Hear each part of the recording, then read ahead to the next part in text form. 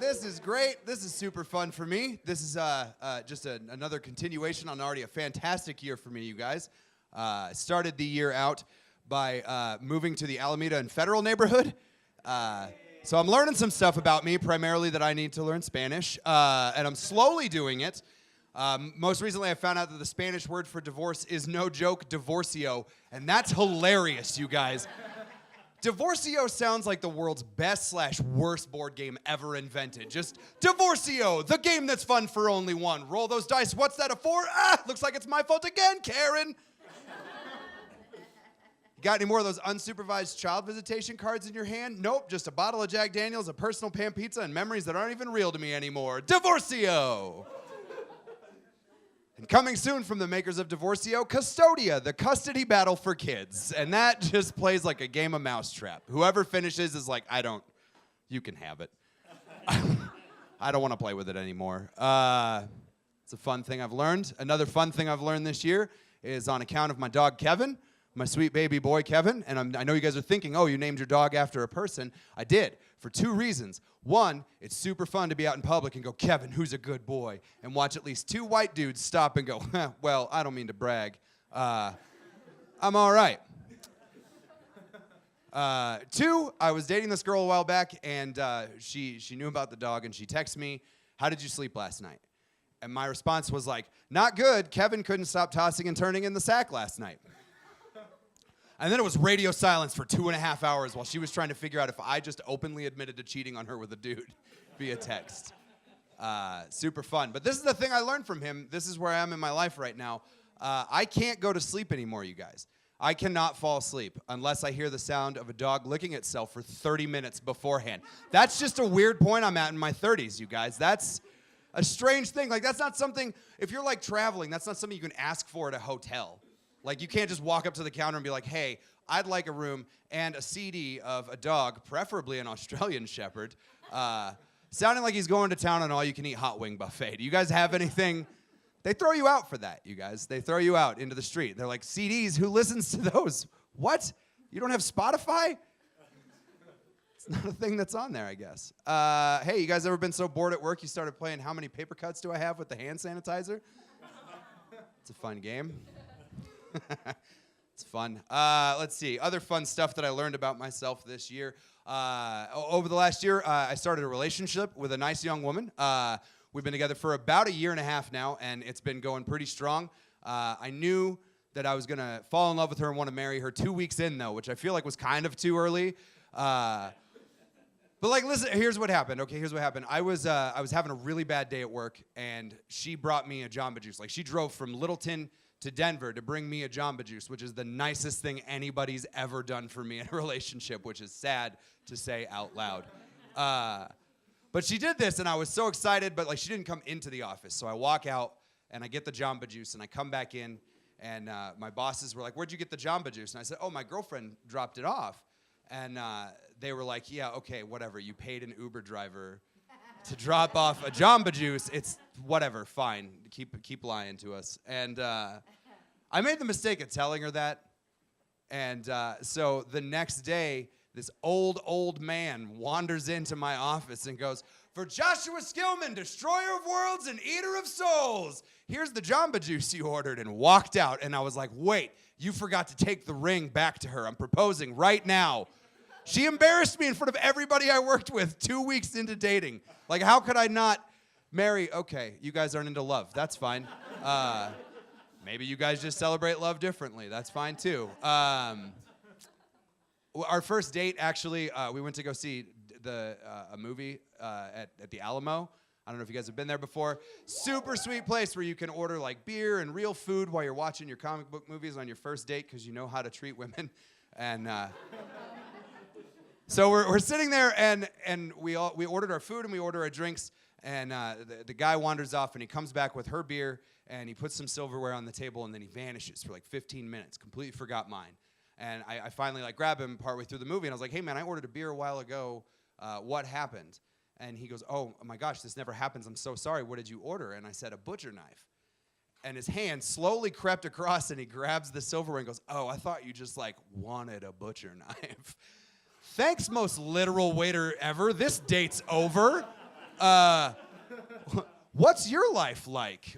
What's that? You want a submarine sandwich? I'll try. Sam Adams' private reserve? Oh, he's going to be so upset. That's the 15th time today. Creep. Thank you for that one. I liked it. It was good.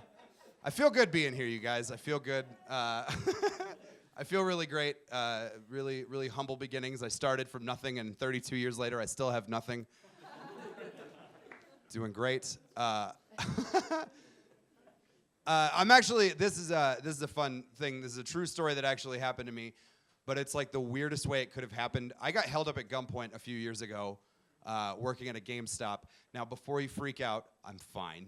I was just born like this, and so anyway, here's what happens. It's 6 o'clock on a Saturday. The robber comes in with a thing over his face, and I was like, "Oh, it's cold outside. That makes sense."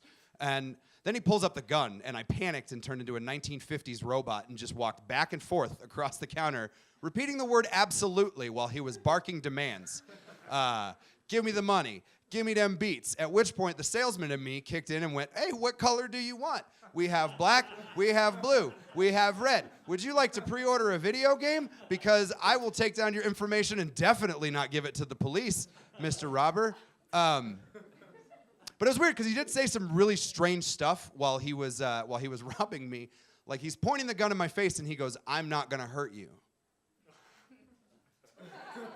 Well, then I'm not giving you the money. Checkmate, Mr. Robber Man, your move. On his way out, too. On his way out, I swear to God, on his way out, he goes, "Don't follow me." Like, running out the door, and I was like, "Why? I thought we were gonna spend all that money and listen to sweet tunes on those headphones you just stole from me at gunpoint."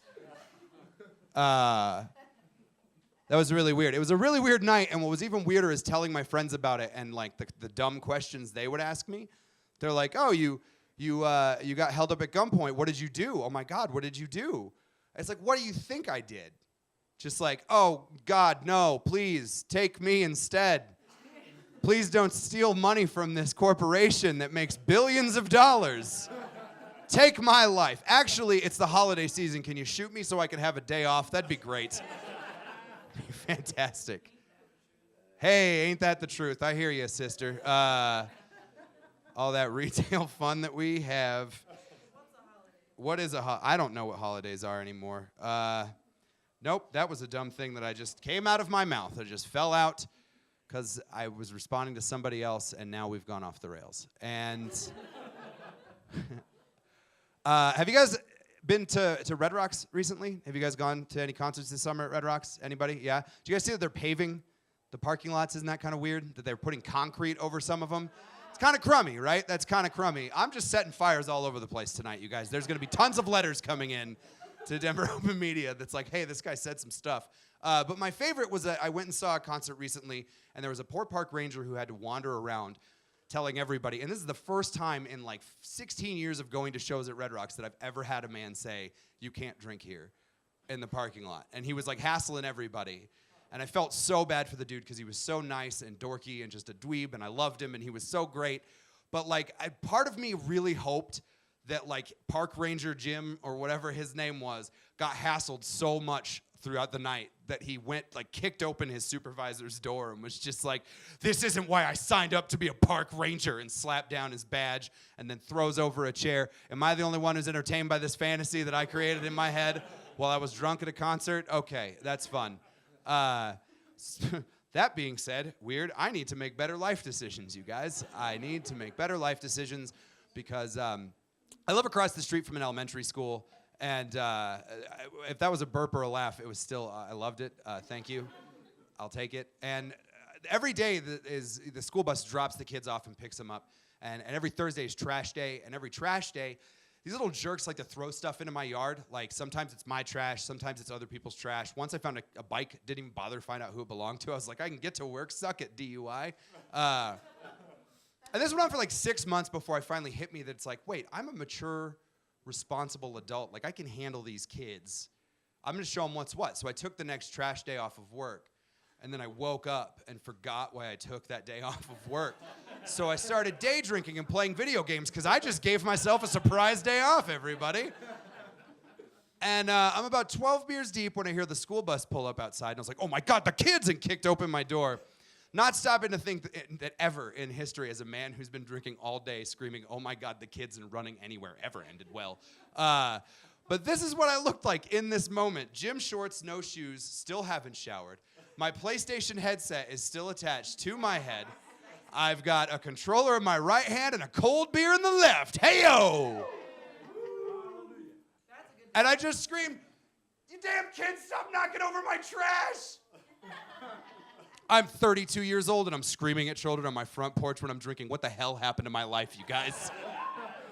And the best part is right after I screamed that, somebody in my headset was just like, dude, what level are you on? All right, that's going to do it for me, Denver Open Media. You guys are the best. Thank you so much. Have a good night. Can I ask you a question? Hey, so I saw your hashtag coming up there. What do you have coming up here? Where can we find you later on? Next month, I'll be on Designated Drunkard. I think it's August 5th at El Chorrito. So you guys should come check it out. Follow me on Twitter at Joshua Skillman. You can also find me by that name on Facebook, everybody who's not paying attention now. So, yeah, that's it. Awesome. Thanks so much for being here. Really appreciate it.